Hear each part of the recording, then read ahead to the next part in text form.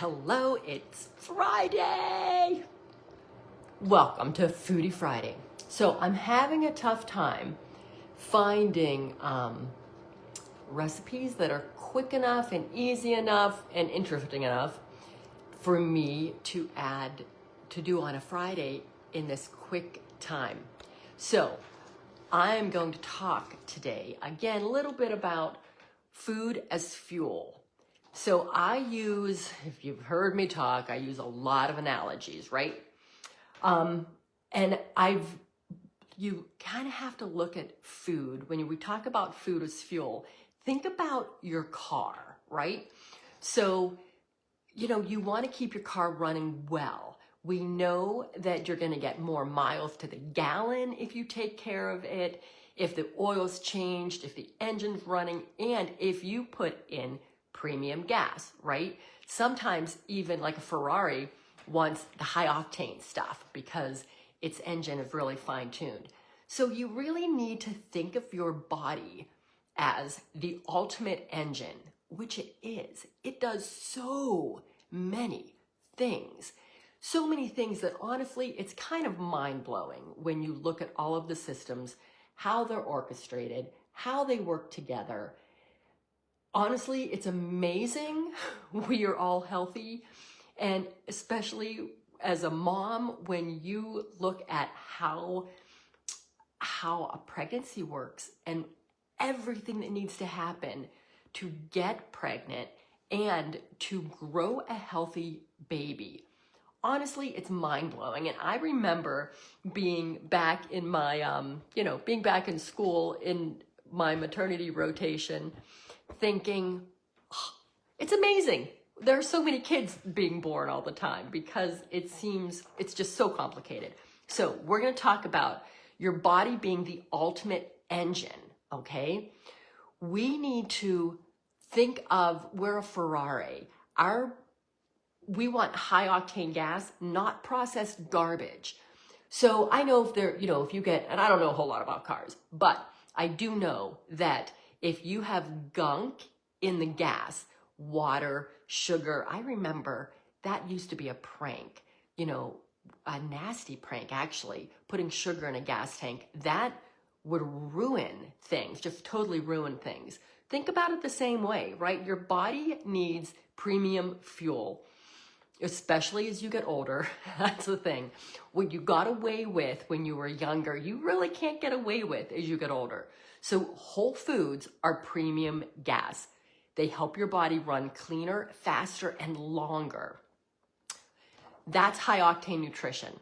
So swap out whole foods, protein forward meals, eggs, meat, salmon, and get rid of the highly processed foods, the snacks, the processed breads, the sweets, the treats. Again, anything that turns into sugar, any carbohydrate that's not a vegetable will turn into sugar in your body. The more sugar that is circulating in your body, the worse off things are, okay? Just like sugar in a gas tank. Now, let's think about the oil change, right? Changing the oil in your car keeps it running efficiently. That's the same. Think of hydration as kind of being flushing the engine, right? Your kidneys are basically like two colanders. If you have ever cooked pasta in a pot that's too small, what happens? That water gets super, super thick. That is your body trying to flush out toxins when you're dehydrated. So water just flushes those colanders out and lets things run smoothly. Think about it this way.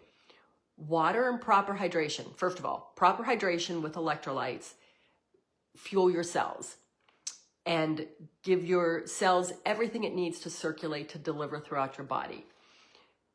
Hydration, water, fluid, being properly hydrated flushes out the engine, flushes out the toxins, and those toxins include fat. So if you're trying to lose weight, the very first thing we have to look at is hydration, because that is what flushes out your fat cells once you lose them. So engine, keeping that engine flushed out, staying hydrated, and electrolytes. Flush out those toxins. So all those greens that you want to eat with all the yummy minerals and everything in it, and water, super important. Hey CJ, hi Marissa. So now let's talk about the cauldron of inflammation. When I talk about inflammation, using this analogy of a cauldron, I just can't get out of my head, because your gut is basically the cauldron, right? It processes all the food, takes out the nutrients, gets rid of the toxins, sends them on their way.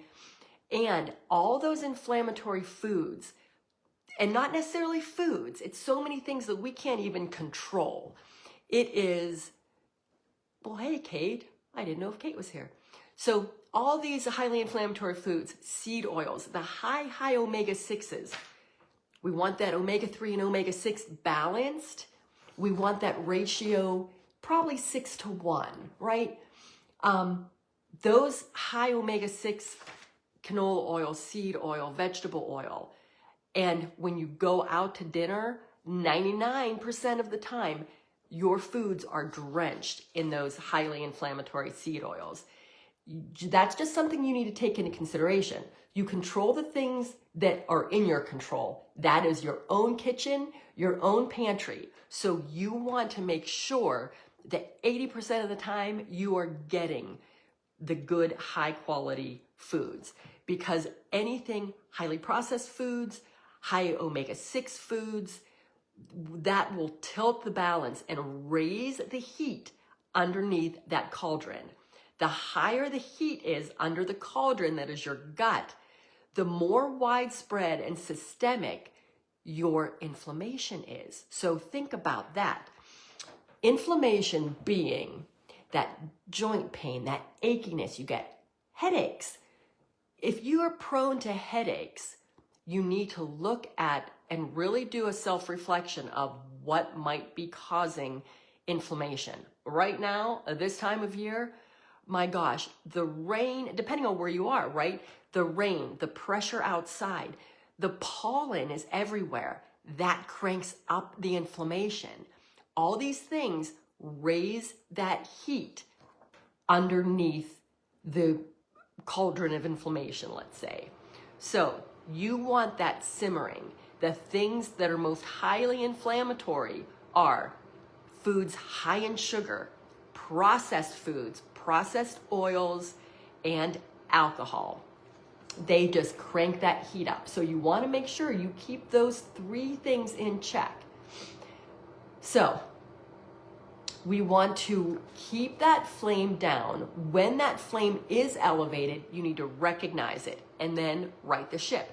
These things can be changed really quickly. It amazes me how quickly the inflammation comes down, and I'm telling you, 3 to 4 days. So within 1 week, you are making major changes when you know what to look for and what to bring down.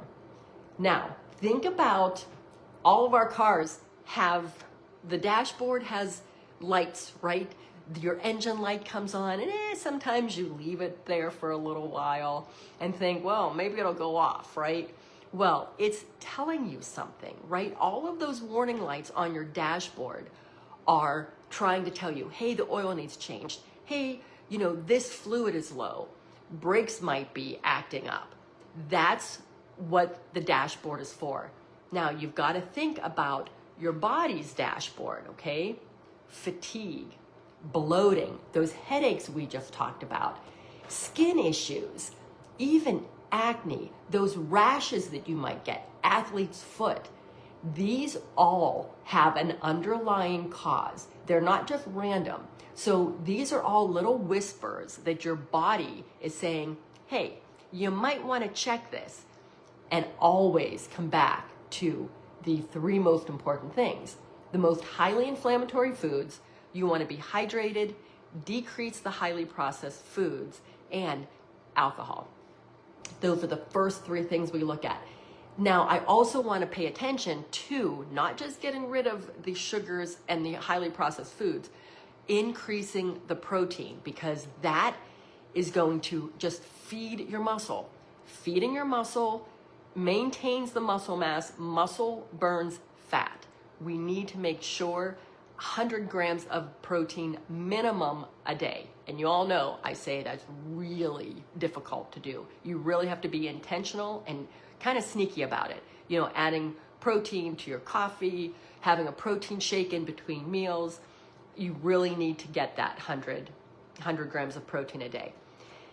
Fueling efficiency leads to longevity, okay? So all this high quality food, just like high quality fuel in your car and taking care of the engine, you take that car in for regular maintenance, the engine lasts longer.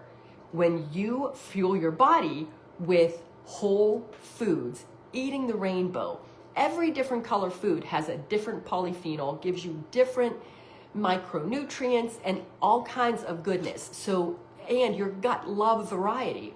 So when we talk about all those different colors of food, they give different probiotics and prebiotics to your gut. Prebiotics feed the good bacteria in your gut. And then you want the probiotics in fermented foods such as sauerkraut, kefir, yogurt, just making sure you don't get sweetened things, because that's the little pitfall there. That sugar feeds the bad bacteria. You want to make sure you replenish the good bacteria and keep those soldiers strong. So think about it. You want to make sure, just like you take your car in for an oil change, think of your liver as, you know, the filtration system, right? That's where you get rid of all of the toxins. Yes, homemade yogurt is awesome and so easy to make. Keeping the liver happy. I have a little document that 50 ways to love your liver, and there are different foods that help support a healthy liver. It's so important. Your liver is like the filter in your furnace. The filter, and again, this is my lack of knowledge of cars, but I think there's an oil filter in your car that needs changed. Though all that sludge that builds up, if there's a backup and your liver is not being taken care of and cleared out, then it is just slugging away. And think of it like that dirty oil filter in the engine, or the full dirty filter in your furnace. You keep running that furnace with that dirty filter and you're going to get a dusty house. Same with your liver. You're going to blow up. All those toxins are not going to leave your body. They're going to circulate, causing headaches, fatigue, bloating, and the rashes. So all of those things are the issues that we have going on in our body.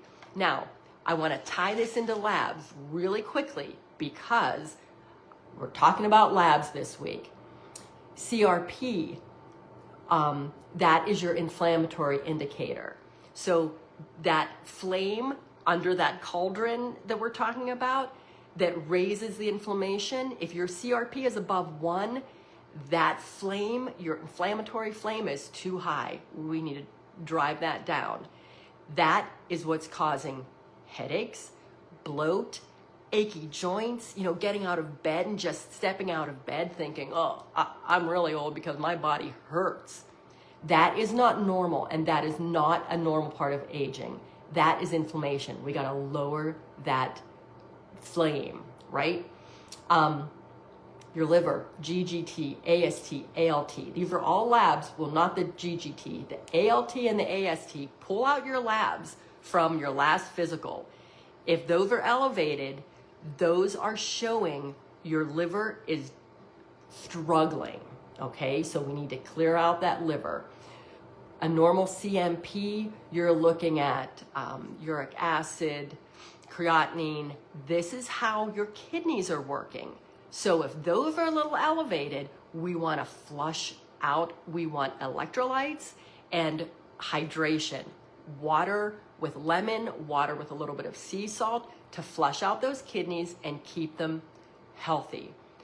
Again, blood sugar, fasting insulin, get those 2 numbers, find out your HOMA-IR. We want your HOMA-IR right around 1.5.